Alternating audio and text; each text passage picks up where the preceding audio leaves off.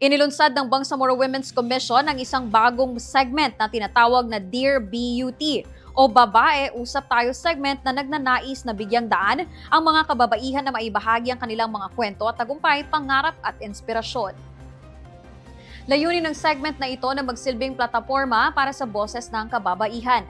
Bukas ito para sa mga nais magbahagi ng kanilang mga kwento ng empowerment, mga pangarap sa buhay, mahahalagang aral at mga nakatutulong na karanasan na maaaring magsilbing inspirasyon sa kapwa. Ayon sa BWC, bukas ang segment sa lahat ng kababaihan at titiyakin din ang seguridad ng kanilang pagkakakilanlan.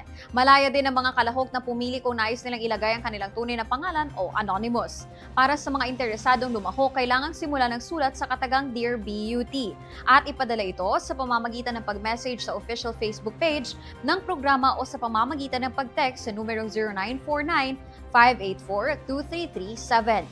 Ang mga mapipiling tampok na kwento ay mananalo din ng GCash load bilang gantimpala.